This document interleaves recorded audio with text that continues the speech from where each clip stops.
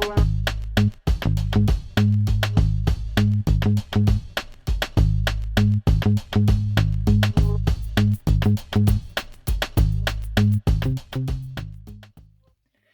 everybody. Welcome back to the Managing with Mind and Heart podcast. I am your host for today. My name is Ethan Nash of Nash Consulting, and I am excited today to welcome back to the show Akpene Torku Sims. So she was on our podcast maybe a couple years ago at this point. So we'll link to that episode in the show notes because it was a really good one. And the really inspired Akpene and myself to continue to connect after that episode. And believe it or not, I'm really excited to let everybody know that Akpene is now partnering with us at Nash Consulting. So she's working with us as a coach, an executive coach, a management coach, as well as a consultant in the leadership development space and the HR consulting space. And so, again, it's a privilege to have her back on the show. It's a privilege for her to be a part of this Nash Consulting team. But who is she? Who is Akpene?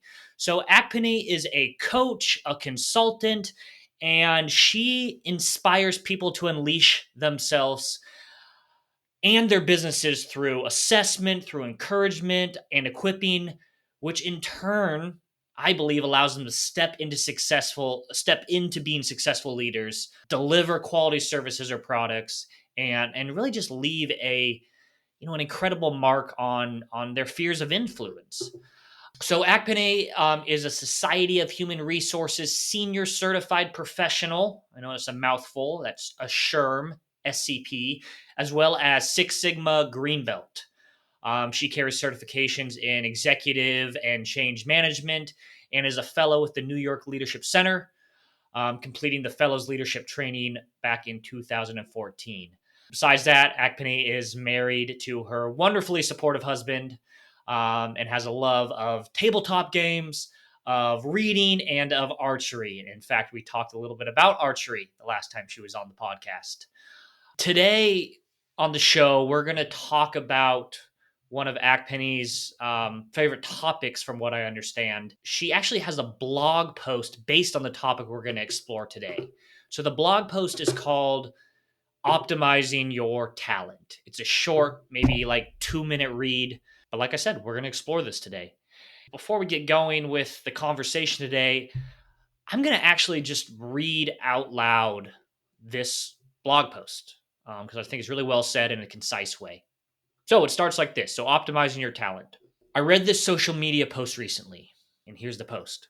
This morning I was working on something and made an interesting metaphorical observation.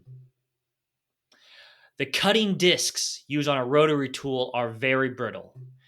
You can break them with your fingers. However, mounted on a spindle and spun at thousands of RPM, those same fragile discs can cut through steel. So, the next time you're feeling weak or useless, consider that you may simply not be getting utilized properly and that your true potential awaits. So she goes on to write in the blog post, I really love this. Many of us have heard the phrase, trying to fit a square peg in a round hole. And I think the sentiment is similar to the revelation above. We often find ourselves on a less than ideal path, whether in work, school, or other areas of life, when we at some point realize there's a disconnect. It often isn't that we're failing at our endeavor. Sometimes we are doing the very best we can, which is very good in and of itself, but it's not the best for the situation or environment in which we find ourselves. My husband and I talk a lot about being in the right seat on the bus or being entirely on the wrong bus. This terminology is from Jim Collins' Good to Great book, summarized here. First who, then what? Get the right people on the bus is a concept developed in the book Good to Great. Those who build great organizations make sure they have the right people on the bus and the right people in the key seats before they figure out where to drive the bus. So, she continues, the issue isn't always a poor performer or an unhappy person. Quite often, it's a misalignment of skills, vision, or talent, etc. Sometimes we first need to take a step back, get aligned with our vision, values, ambitions, and desires. After that, we can make a shift, sometimes just a small one, to go from being a fragile piece to an effective person who can figuratively cut through steel. What would it take for you to cut through and find your right seat on the bus? I am just really pumped that you are partnering with us at Nash Consulting, and you're all the way across the country from us, but through the power of technology and air travel, we can make it work. So excited to have you working with our clients, coaching and consulting, and yeah, it's just a privilege to have you all with us. It's wonderful. I love working with like-minded people, and you guys are definitely like-minded. So, Yeah, and I think for me, anyways, and I think for you, that was apparent the first time we had the conversation on this podcast. hmm I almost hate using this word because it's overused, but I'm going to use it anyways, which is I felt there's a lot of synergy. Um, yeah.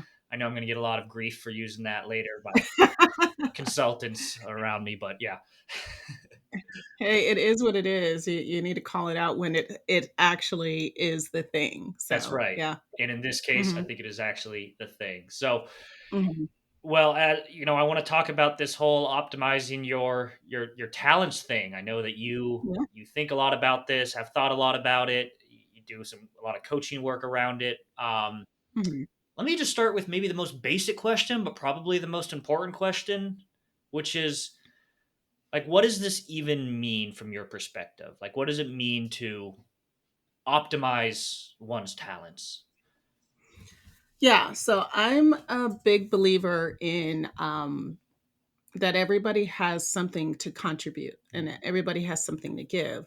Um, and optimizing your talents, to me, I know it's going to mean different things to different people, is to do your best work in the place where your best work will be the most leverage, Mm, if I can say it that way. yeah. And so, like in my blog, we're talking about my husband told me the actual name of the tool, and I can't remember.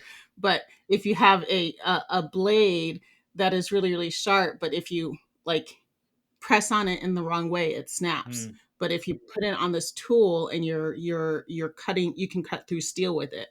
A lot of us don't understand that, so when we crack, we think we're no good. right. But the fact of the matter is that sometimes you need to find your place. You need to understand where you belong to do the most work so that you can cut your steel. Yeah. And that's to me what that to me is what optimizing your talent is. Mm. What I really love about that is I mean it's making the case for self-compassion and self-respect. And Mhm. I could, like, probably many people, if not everybody, can see themselves in that story, if you will. Like, Mhm. as you're talking about this, as I was reading your post, I had the exact same kind of revelation, which was that I remember periods in my life where I am being extremely hard on myself because I've put myself in this position willingly, right? I made the Mhm. choice to take this job, take on this project, be in this relationship, whatever it might be, and it's not going well. And Yeah. that's a reflection of me being, as you put it, kind of no good. And so I just think Yeah. that's like the important concept to start out with, is that we all have talents and strengths. And Mhm. I don't know. I mean, for you, is there, I mean, maybe I'm getting ahead of ourselves, so feel free to redirect this a different way. But how might one start to recognize if they are, as you put in your blog post, kind of on the wrong bus or in the wrong seat with what they're Yeah. doing? Because I would think that even if you are quote unquote in the right seat or on the right bus, you're still going to go through periods of failure and Yeah. setbacks and discouragement, which doesn't necessarily mean you're, yeah, you know what I mean? Yeah. Hmm. And I think it's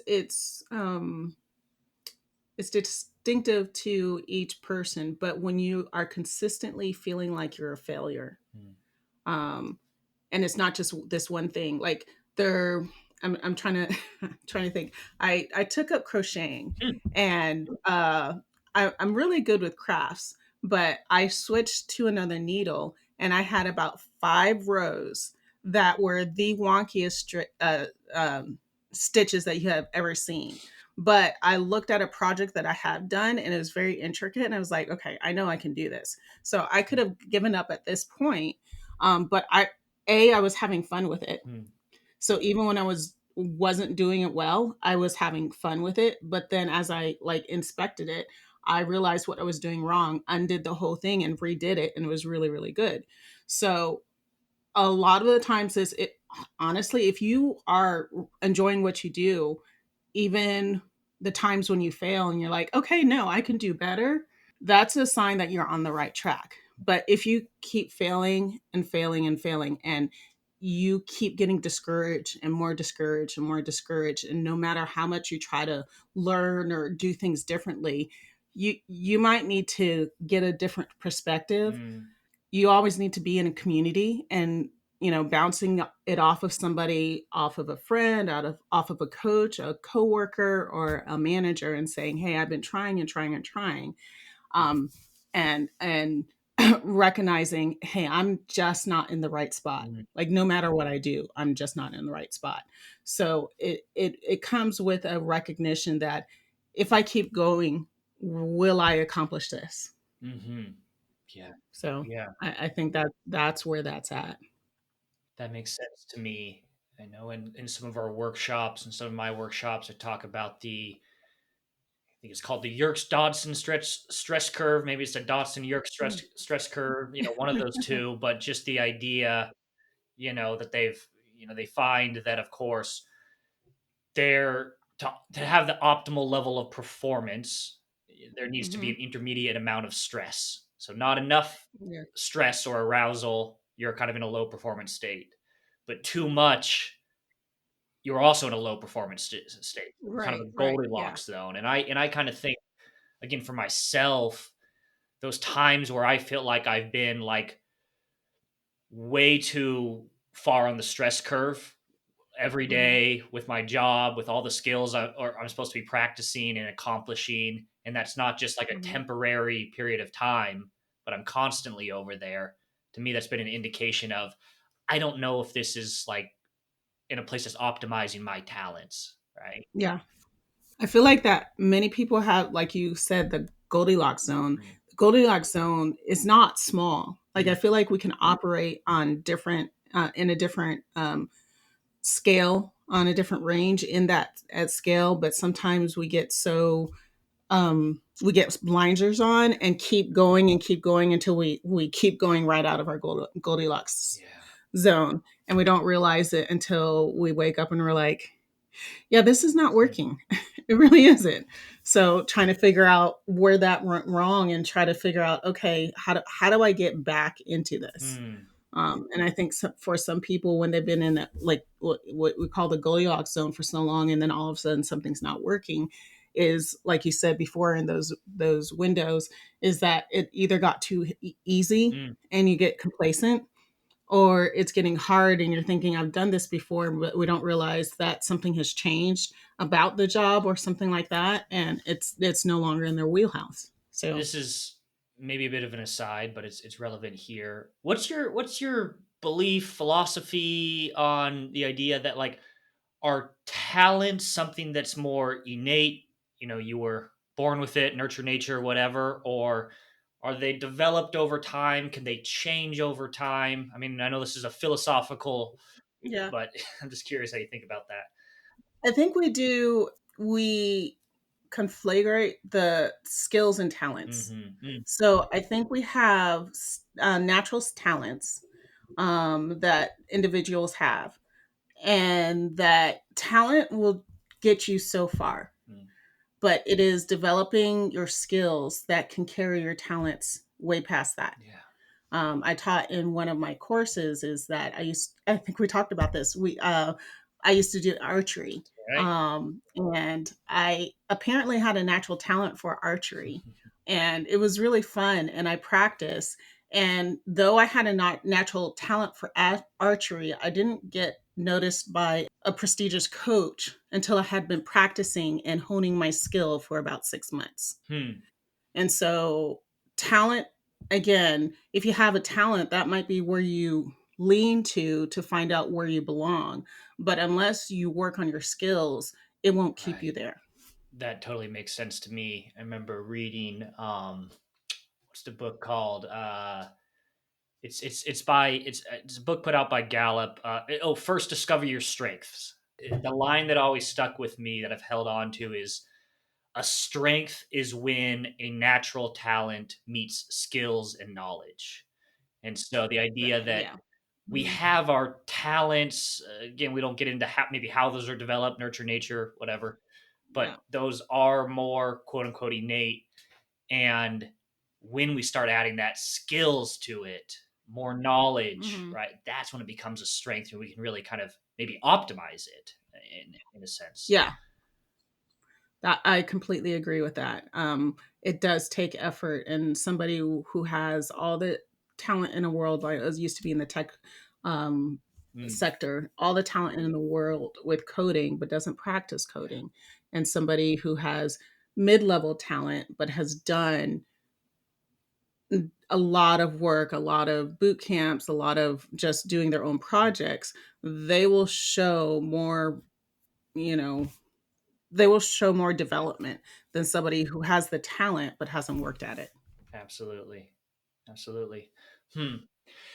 So I'm curious with when you're working with your clients, your coaching clients, I would imagine you might be in two different scenarios where one person, you might be working with somebody that's wondering, am I in a position that's optimizing my talents, as well as maybe another scenario where someone's wondering, I think I'm in the position that's optimizing my or that gives me the best opportunity to optimize my talents, but how can I kind of go about leveraging that in this position? So I'll kind of let you take this where you want, kind of choose your own adventure here, but how might you kind of approach those situations with a client, or how somebody might approach that with themselves? Well, I'll start with with a client who has the employee, because I was actually in that situation probably about 10 years ago, where the president of our company was having difficulties with a very, very bright young woman, but they were knocking heads a lot. And she just wasn't showing the results in the position that she was in. And so he was talking to me about it. Mm, And I sat down and asked them, well, what do you see that her strengths are? And so he was very, very open. He's like, she is smart as a whip. She's very charismatic. She went down, and I was like, but you have her doing support work. I was like, what if you have been mm, talking about some of this other stuff? It's like, why don't you have her over the internship program and over the promotions? And so he tried that for probably, mm, was like, okay, let's do an interim job shift, and she blossomed, and she was a huge asset to the mm, organization. And so, in talking with managers who are having issues with their employees, I sit down and ask, okay, what do you see their strengths are? Let's stop focusing on how they're not doing the job, and let's talk about their strengths and saying, hey, can they do the job, or do they need to be shifted to another department, or this might not be the organization for them, but not because they can't do the job. It's because they might be a square peg in a round hole. And let's find the square hole for them. it's one of the benefits of being in a larger organization than a smaller organization. I mean, it's a complicated Yeah. picture where bigger Hmm. organizations, you have a bit more freedom to be able to say, this is the right person, Yeah. wrong seat maybe, get them in the right Yeah. seat. Smaller organizations is more tricky, right? Yeah. Well, and background for a lot of Mm, recruiters, I know that as some people, well, a lot of people don't like recruiters, but there's some really, really good recruiters out there who will get some applications and say, this is a great mm, candidate. but not for this job. And so the really good recruiters would take the candidate and say, hey, this person will not do for this job, but you have another position open that they'll shine at. And even though that they didn't apply for it, I think you should interview for Very them for cool. that. And I think that that is one of the strongest things that recruiters can do is to recognize, you know, their talents, their giftings, and put them in on the right bus or on the right seat on Yeah, the bus. well said. And as someone that formerly managed a recruiting team Hmm. at a previous organization, that resonates with me. Yeah. Also, what also resonates with me is yes, many people don't like recruiters. I get that. Um, Yeah, yeah, they have a bad rap, but the good ones are very good and just want nothing more than to help the people that they are encountering. totally, that's what I find as well. So I want to maybe take this from a couple perspectives here. So I want to take the first perspective I want to take it from is the we'll just kind of say the employee Mhm, perspective, and then I also want to take it from more maybe a manager's mhm. perspective or HR Yeah. perspective. But okay, from the individual employee's Mhm. perspective, I would like to discover more about like how my what do I need to do to optimize my talents, and say I'm coming to you to get some Yep. advice and help on that. What would you recommend for me? What would you suggest for me? For a person who's actually trying to develop themselves, I would say talk with your manager and Mm, seeing where you excel and where they would like to see you um, improve, and take that as your kind of like your drawing board and say, okay, I'm excelling in this area, I'm excelling in this area, I'm really good at these things, and these things I'm like, I could be good at that. That's not something that I ever thought about. So it's actually really knowing your landscape and seeing, okay, how can you apply your strengths. The second thing I would do is, what are your strengths? mm, Know what it is. A lot of people like go into a job and just do the job. And a lot of people don't know that they have a strength, a stated strength. Like this job requires this, and they're like, "Yeah, no, I don't know." But if they were to take, a Gallup Strengths test mhm, or whatever, and they're like, "Oh, I actually," when they explain it that way, I'm actually really good at that. So that's something I can apply. I did that in my last job where mm, we had all the employees take a Gallup Strengths test and then talked about it and talked about how that fits in the team. And for one particular team, it really transformed that the way that they worked. mm, They started shifting some duties around to accommodate people's strengths, and I've never seen a team more cohesive. Um, mhm, that's because they recognize, okay, they're different people at different levels. They may be both senior developers, but this one is mm. can do this really well and this one can do this really well. Instead of somebody banging their head against the keyboard in this area, give it to him and then work together in that way. So it's knowing the landscape both of the job and of their own strength or your own strength personally. I see. Yeah. I mean, it seems to me, and maybe this is partly what you're indicating here or alluding to, is that, if I'm in my job, I could kind of look at all the different component pieces of my job, Mm, all the pieces that I have to do, yeah. and start just assessing myself. Like, which ones seem to come a little bit more naturally? Which one seems to be more interesting for me? Yeah. Ones that I get more energy from, and which ones seem to be more energy draining? Yeah. Ones I really feel like I have to struggle against, and just kind of assess it in that Hmm. in that area. And you might actually find that, hey, look at the majority of the things I do in this job, I feel energized by.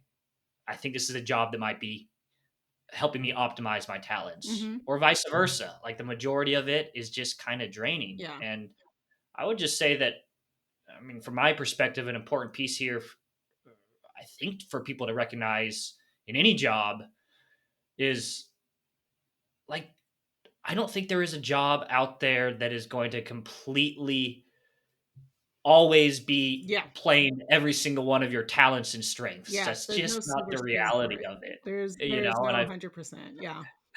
no, and I've had conversations with managers before that are kind of struggling with a few employees because, they're basically saying, like, look, this part of my job, I don't think I should be doing that. It just isn't optimizing, it isn't using my strengths. Mm-hmm. And that might be true, but there's just a reality of, yes, we're going to be in positions that maybe are more of our weaknesses. Mm-hmm. And so, as best as you can, to just kind of, do some damage control in that area. Um, I mean, do you kind of get what I'm saying here? Is Yes. that there's a balance? Yeah, there is a balance in teaching people that you're not going to operate in your strengths all the time, but what you want to move toward is to operate in your strengths the majority of the time, and recognize that some of the Mhm, stuff that is your weakness to not necessarily put off to somebody else, but to mhm, organize it in such a fashion that um, you are digging into your strengths more often. Like mm, what, like one of the sessions I ran with the group is that one person realized they hated doing reports, and so they're mhm. not going to do reports first thing Monday morning because that sours their whole week. And Right. so recognizing that for her was revelatory. It's like, if Yeah. I just shift this in my day, I can actually get more done and feel happier about my job. And so Mm, recognizing that, and don't use it as an excuse to be entitled. That's one of the things that really, really irritates me. It's like, yeah, that's not my strength, so I'm just not going to do it. I'm like, right. you are in a community that just won't fly. No. I hear you on that. It's interesting. I kind of organize my day in that way almost naturally, where I recognize for Mhm. me the most kind of productive part of my day is in the morning. And so I'm very Mhm. careful about scheduling for myself the stuff in the morning that I get the Mhm. most energy from, which quite frankly is also the stuff that requires the most focus on my end. Yeah. Yeah. Um, and that way, I kind of get through that first half of the day and it feels energizing. It feels like a win. And then I can kind of Mhm. ride out the second half of the day doing some of the tasks I don't necessarily love, Yeah. but I, But what you did what you love, which gives you energy to do what you don't love. And you kind of end up doing that better because you have that energy burst. in your blog posts, you Mhm. mention vision, values, and desires as, I think you say, kind of essential in finding the right seat on the bus. Yeah, how do you recommend people go about maybe Mhm. identifying or even reconnecting with some of these foundational elements? If you're already in a job, it's kind of hard. I remember I was in a job where I recognized about 6 weeks in that the values, their values and my values didn't match. Mm, And I was like, I had to come to that understanding, and see and make the hard choice to not continue on with that. mm, Um, because I recognize that if I continue doing this, I'm still gonna feel beat down every day. mm, So again, like I said before, is know yourself. What are you working for? What are you working towards? My husband likes to be a support character, I would have to say, and likes helping people. And in his last job, they wanted to make him a manager, um, mm, and that's just not what who he was. And so mm, he actually took time to consider, okay, what does this mean, and how does this apply to how I can get my work done and how I can feel fulfilled at work. And so yeah, being able to look at that and make that decision, it was probably a 3-day decision, 3-day like ruminating over it, and he turned it down, because mm, he said that I will not be a help to the company in this position. mm. And Good for so, him. really understanding, okay, how do I operate? Where am I getting my joys? What drains my energy? And then figure out, Mm, okay, is this going to be the most advantageous? Am I optimized, and is the company optimized by me being in that yeah, position? absolutely. We've had probably a few episodes on this podcast talking about, helping people find their personal values, mission statement. This is described in many great works of literature, and I Stephen Covey's Seven Habits of Highly Effective People start with the end in mind. I mean, it's one of those things that I think a lot of people could repeat, yet I'm not entirely convinced everybody's kind of taking it as seriously maybe as they should. I mean, just having that personal mission statement of understanding in my life, like, what do I want to be doing? Where do I want to spend my time? How do I want to contribute? I think most people don't take a look at it until they are in crisis mode and they're like, what am I doing here? And how do I get out of it?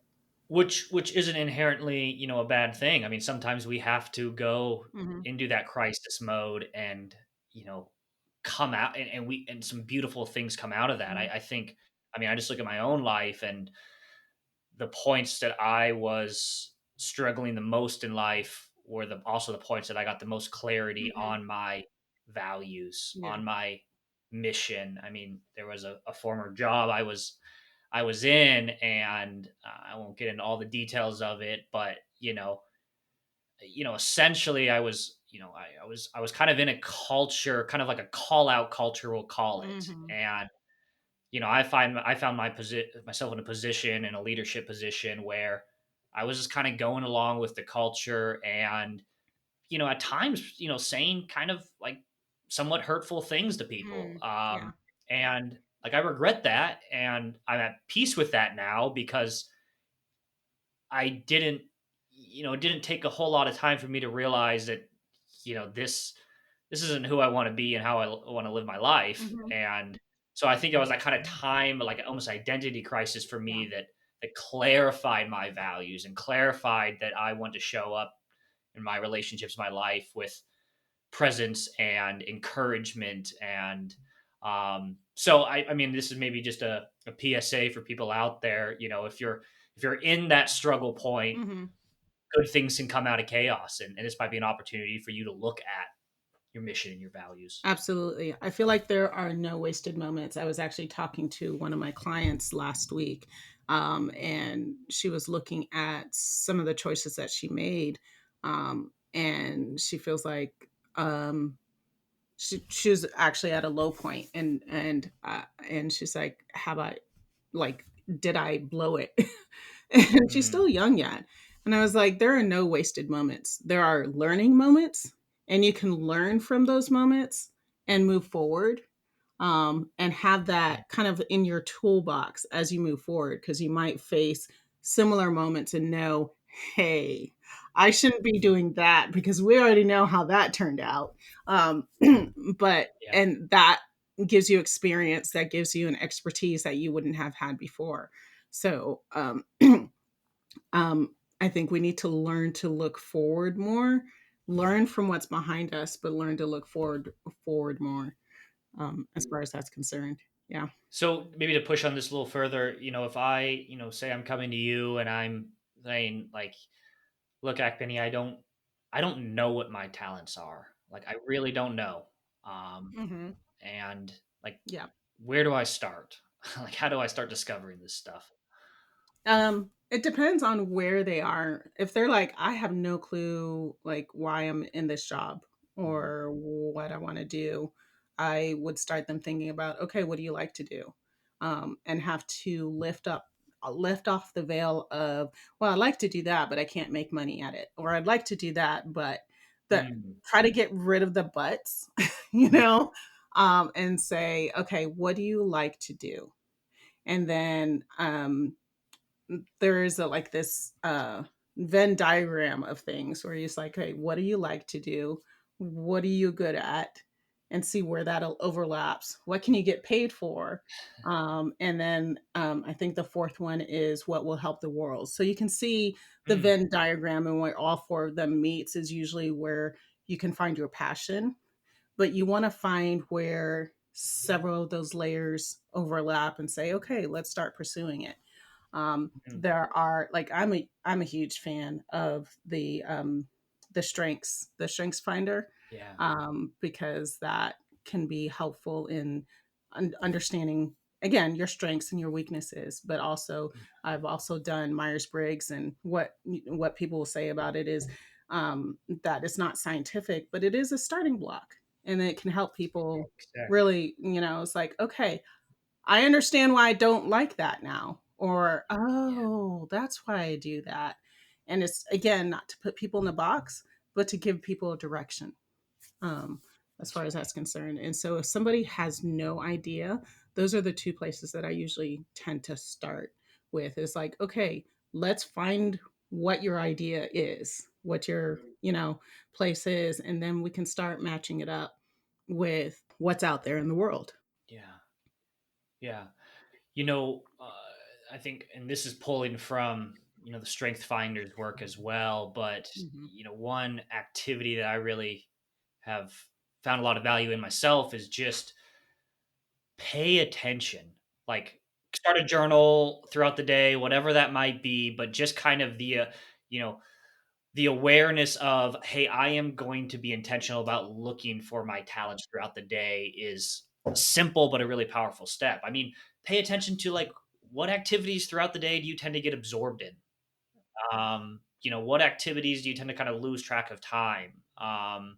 Where do you tend to kind of put your own spin on things and twists on things?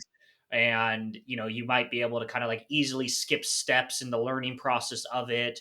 Right? These might be indications of you have a talent in this area. And I'd like to go back to that list of what gives you joy, what gives you strengths, as opposed to what drains your Yeah, energy, because that can tell you a whole lot. yeah. We touched on this a bit, but I want to maybe switch gears a little bit here and think about this from a manager's perspective, or even kind of tips for HR Mhm. management, however you want to go with this. But, I think you and Mhm. I are going to both agree that to the best of a leader's or organization's ability, the more we can put people in positions where they are best optimizing their talents, the more successful we're going to be as an Yeah. organization and as a team. And so, anyways, I'll Mhm. just go full stop there. I'll let you run with that prompt. Yeah. Well, one of the things that I really want to point out to people is that letting people kind of suffer or be discouraged or not fix a Mhm. situation is not best for the company. You may think you're trying to be nice Mhm. about not mentioning it or allowing somebody to Mhm. continue where they don't belong, but that in the end is not helpful both to the person or to the company. So sometimes you do need to make that hard call, and say, well, either start the process of figuring out where they do belong or understand that it's just not a fit, it's not the right bus or whatnot. So trying to get leaders to understand that it's not in the best interest of either party to continue the way that things have been going sometimes is the hugest hurdle right there, Yeah. because they generally like the person, which is fine, but are you doing the best for them? So I talk to them about that, and when they can finally um, understand that, um, I just remember talking with somebody. It's like, try to find out. Okay, sometimes there's stuff going on either with their coworkers or at home or something that might be a factor. It's not that Mm. they're not doing well at all. It's just that they've seen a fall off or Mhm. something's wrong there. And so having that conversation about that, and usually that can be resolved pretty quickly because Mhm. a you show that you care, and that's one of the primary things for managers that we teach the managers is that you need to show that you care. And then if it's not that, you still are showing caring by saying, okay, Mhm. something's not working right here, and so let's figure out what it is. I A lot of people go into pips or performance management, but I am a huge Mhm. fan of continuous feedback and saying, okay, what's going on here? We're seeing this in this areas. How can we fix that? Where's the root of the cause? Yeah. And let's have this discussion about that. And I find that a lot of the times when you're having the conversation, you're showing the employee that you care and that you want the best for them. They can either make the adjustment to say, hey, I need more training in this, or I feel like that if I were able to do this, I would do better. Or after a while, this happened twice. It's like, yeah, Mm, I don't think this is the job for me. yeah, And they self select out. And that's a lot easier than totally. having to fire somebody. Yeah, So, I really yeah, resonate. yeah. But is the number one thing is that showing that you care, and that opens up a whole world of I mean, possibilities. absolutely. And, I think there from again from a manager's perspective, from a leader's perspective. I mean, there's the reactive and there's the proactive approach to Hmm. um, learning more about people's talents and helping them get in the right seat, whether that's in Yeah. this organization or in a different one. And obviously, both are important, right? As you're speaking about, Hmm. you're seeing someone really struggling or whatever that might be. Show up with care and respect about that, Hmm. but you might have to kind of reactively given on what you're seeing, help them, Yeah. move them, or decide that this is not the place where you're going to be Hmm. happy or successful, and that's not good for you. That's not good for us. So, but then the proactive approach Yeah. as a manager, which as you very well know, something we hold pretty dear to our heart at Nash Consulting, right? Proactive, we'll call it proactive performance management, but just Hmm. this is why it's so critical, I think, for every manager to be having regularly scheduled one on ones with your employees. And these one on ones, of Hmm. course, Yeah. are sometimes about tasks and projects. Hey, what's the update on this? How is this going? So on and so forth. But I think that at Hmm. least, or maybe at least monthly, if not quarterly, you're having kind of more of a summit type one on one where you can Hmm. start to dig into things like this. You start to Yeah. say, ask questions like, where have you really felt at your best over the last couple months? Yeah. Yeah. What type of work have you done that has been most exciting for you? Where did you feel kind of most absorbed in your work? What do you think some of your strengths and talents are here, and how is this job allowing you to access those? I Absolutely. mean, that proactive approach of thinking about it in advance, before it becomes an issue or before you start to change the role around them, and all of a sudden they were Yeah. in their talent Goldilocks zone, and now they're not because they didn't have the conversations to kind of understand Right. that. And yeah. And one thing about that is when you're having those proactive conversations, is that most managers that I know hate performance reviews. Yeah, But if you're having those conversation, performance reviews just become a summary. yeah, And it's you've talked about things beforehand, and you're like, okay, this is where we've been, this is what we've talked about, this is what we worked on. You've met these goals. What new goals do we have? Or you've missed this one goal, and I know why. So how can we get you to reach that goal? hmm, Performance reviews become more about development and less so, about consequences. yeah, So yeah. absolutely. Well said. I also just had the thought that what maybe some of the conversations that a manager can have with their team is just again kind of doing an audit of their job, if you will, over the last quarter or a couple quarters, and then kind of asking Mhm. them like, hey, magic wand here, nobody's making promises, but like let's just play with this. Like, what would you like to see change about your specific role that would better, you feel like it would better Yeah. optimize your talents? Under. And you start to get an idea for like, hey, look at like I think this is something that we can start to Mhm. aim for, over the Yeah. course of, your time here. If you make that caveat saying, I'm not sure we can fix it, but let's see where they are, to manage expectations. But honestly, a lot of the times, because I did implement it in that in my last place, and a lot of the times Mm, what they're looking for is not something huge. And it's if you haven't had that conversation, you never would yeah, have figured it out. And it's like, oh yeah, no, that's real simple. Yeah, let's implement that. Let's do this. totally, So totally. yeah. Yeah, and you make a good point here. Like, I think there's myself included at times. I think that there's leaders and managers that are afraid to ask the question because they're going to get a response and they can't do anything with it. Yeah. What I say to that and what I try to tell myself Yeah. is that Mhm. whether you ask the question or not, they're probably thinking about it.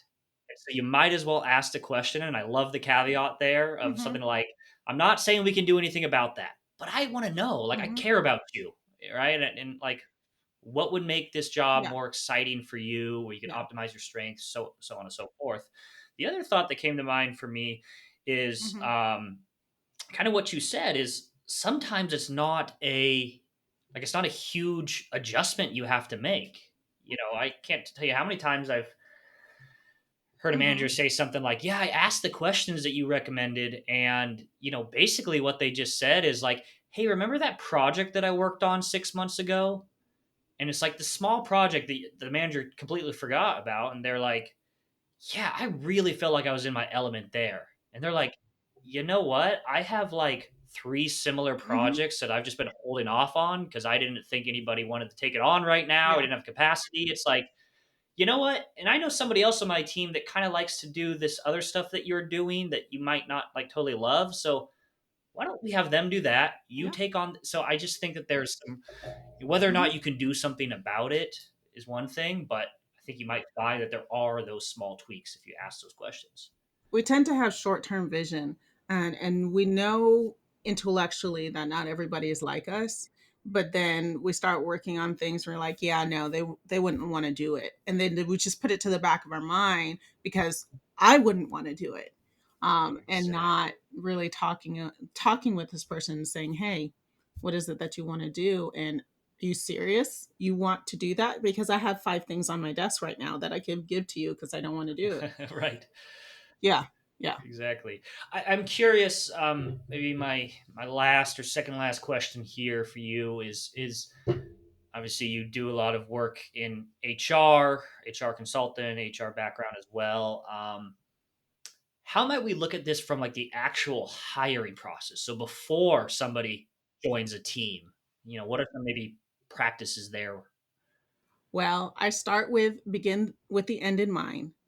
Mhm, And I talk with them, and it's like, what are you looking for? Like, what is your magic one ideal employee? What would they have? Because a lot mhm, of people just write the job description and go from there. I'm like, no, what is your ideal employee for this situation?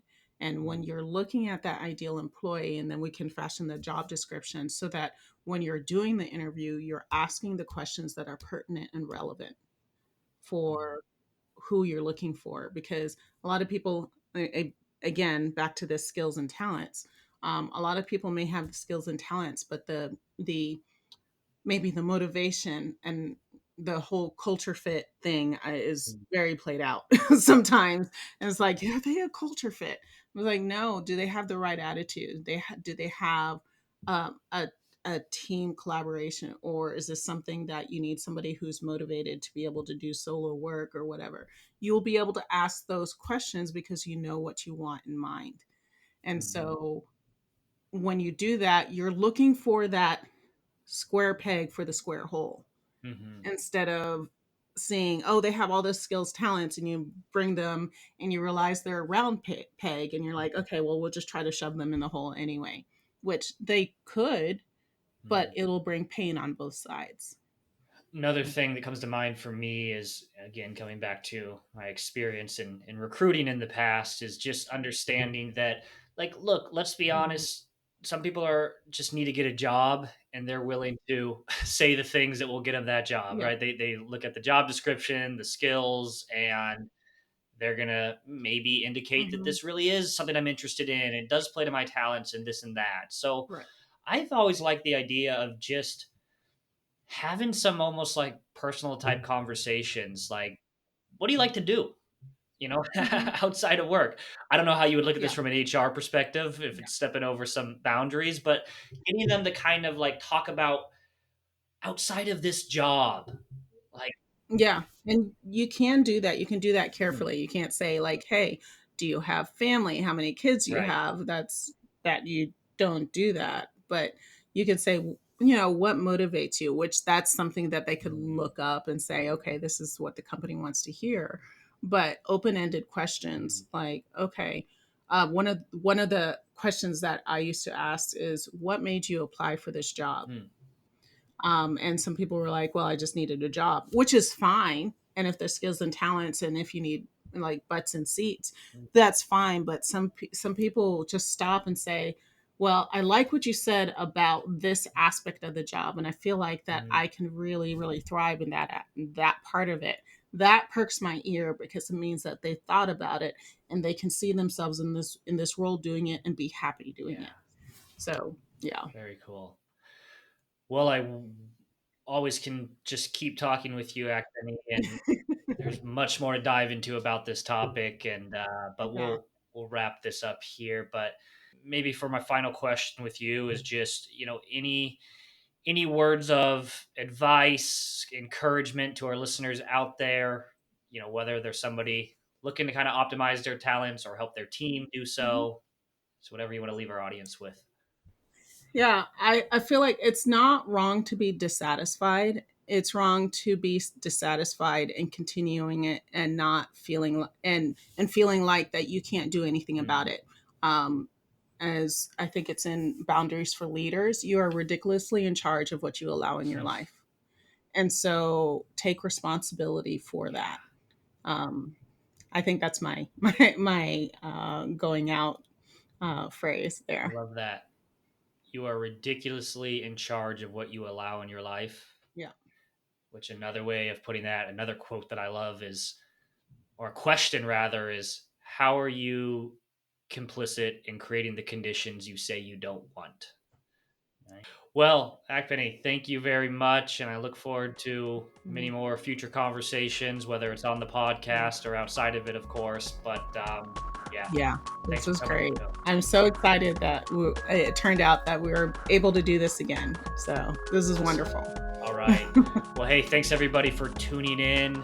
Again, check out the show notes. I'll link to some of the resources we discussed here, as well as previous podcast episodes that might be related to this conversation. And I will just say, last but not least, encourage you to sign up for our monthly quote unquote newsletter. It's really not a lot of news, if any news at all. We share articles, resources for managers and leaders out there. And so you can do that by going to our website, which is nashconsulting.com, or you can text the word leading to the number 66866. Besides that, thanks again.